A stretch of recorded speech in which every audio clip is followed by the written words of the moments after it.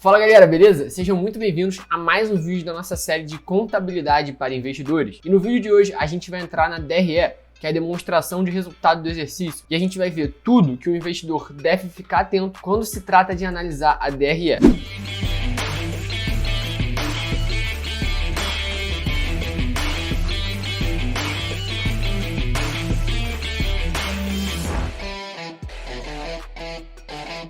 Então, a gente já está aqui com todo o material necessário para abordar esse tema. E por isso, a gente vai vir aqui para a folha, que vocês já estão vendo aí na tela, para falar sobre isso, tá? A gente vai entender qual o papel da DRE e como você pode analisar. A gente está te dando aqui ferramenta. Então, eu não quero ficar aqui teorizando tudo. Eu quero te dar uma ferramenta que é necessária para você investir. Eu não quero ficar falando o que é DRE do ponto de vista de um contador. Até porque eu não sou um. Estou te falando aqui do ponto de vista dos investidores, tá? Bom, primeiro, a gente vê a DRE visando sempre entender a eficiência e a lucratividade de uma empresa. E ela funciona como uma filmagem, ou seja, ela vai te contar uma história de um período, ou seja, a DRE da, sei lá, M. Dias Branco do ano de 2020 vai te contar a história, vai te mostrar tudo o que M. Dias Branco fez durante o ano, ou mês, o que quer que seja, no caso seria trimestre, né? Enfim, na DRE a gente sai lá de cima das receitas e vai até o lucro líquido, que é a última linha da DRE, que é o que realmente sobra para o acionista. E até lá a gente tem vários custos e a gente vai entender toda essa estrutura, como você pode analisar da melhor forma, tá?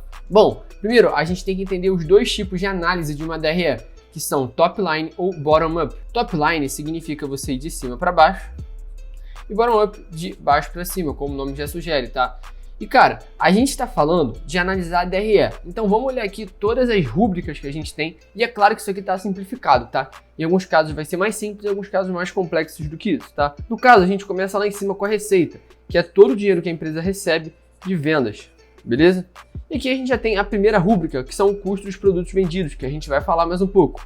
Depois, o lucro bruto, despesas operacionais, financeiras, o lucro operacional, os impostos e o lucro líquido da empresa. Os números vão dizer pra gente o que a empresa é e como ela se situa dentro do setor, para você entender os números e saber identificar se ela realmente está bem posicionada ou se ela está passando aí por um momento mal, ou seja, se ela está com uma receita muito grande e um lucro líquido baixo, ou seja, ela está tendo que comprimir as margens dela, está tendo que abrir mão de parte do lucro justamente em troca de ganhar espaço de mercado, market share, que é o que a gente chama. Então é isso que a gente busca entender. E assim como no balanço patrimonial, não tem verdade absoluta. A única verdade é, você tem que estudar a empresa e entender o que ela está entregando para os acionistas, tá? Aqui, a gente está vendo a receita, que é a primeira rúbrica. E bom, como a gente vai analisar isso? A gente tem que sempre olhar uma perspectiva de anos, porque olhando para um ano só, a gente não consegue ver muita coisa. Por quê? Vamos dizer que você chegou aqui no meu canal agora, você viu um vídeo meu, você tem como dizer quem eu sou, o conteúdo que eu produzo? Claro que não. E assim como eu já falei, a DRE é como se fosse um filme, um vídeo. Então não tem como você resumir isso em um momento só, você tem que entender o histórico. Então, é importante sempre olhar para o histórico da empresa, tá? E aqui a gente vai entender a relação entre a receita e o resultado final. E no valuation, ou seja, quando a gente está buscando entender o preço justo de uma empresa, a gente vai estar sempre olhando para a receita como uma forma de projetar o crescimento dela. E é isso que a gente vai falar também mais para frente. E aqui a gente tem a próxima rúbrica, ou seja, já foi a receita e agora a gente vai para o CPV, que é o custo dos produtos vendidos. Em alguns lugares você pode encontrar como custo da receita, principalmente pelo fato que, como o nome já diz, é custo dos produtos vendidos.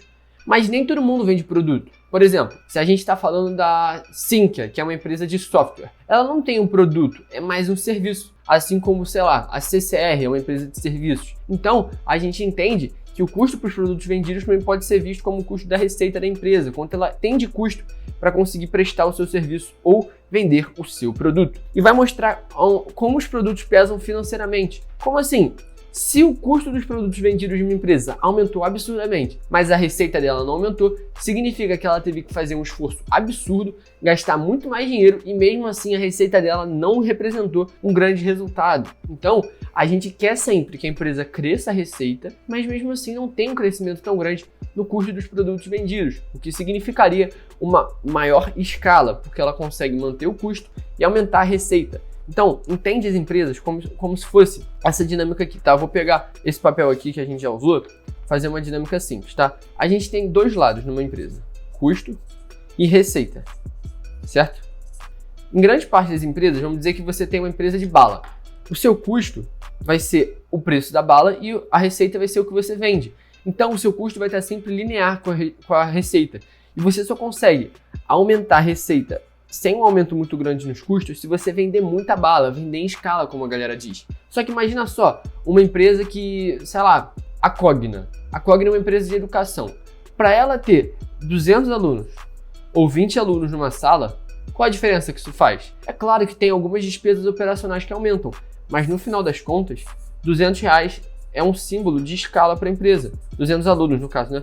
Porque isso mostra o quê? Que a empresa consegue aumentar os alunos sem ter que aumentar tanto assim os custos. Então, escala significa crescimento de receita sem necessariamente o crescimento dos custos. E aqui a gente está entendendo isso como uma forma de você entender o crescimento da empresa. A gente gosta de olhar sempre o custo dos produtos vendidos sobre o lucro bruto. Mas cuidado, não olha só para esse indicador, porque ele pode representar várias anomalias, também alguns erros, dependendo da empresa, tá?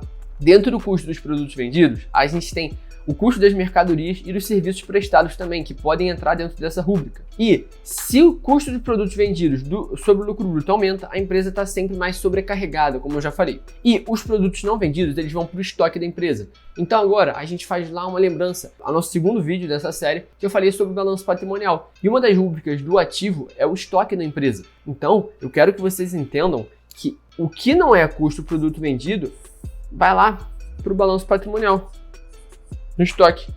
Então, também tem que entender o custo que isso tem, tá? Porque se sei lá, a Alpargatas produziu 1000 chinelos e só venderam 90, a gente vai ter que armazenar, no caso, 910 chinelos. Então, a gente tem que entender essa dinâmica de forma muito importante, tá? E até aqui a gente chega no lucro bruto, que é o que a gente chama de chão de fábrica. Por quê? Custo dos produtos vendidos e receita é justamente o que a gente tem lá dentro da indústria. Por quê?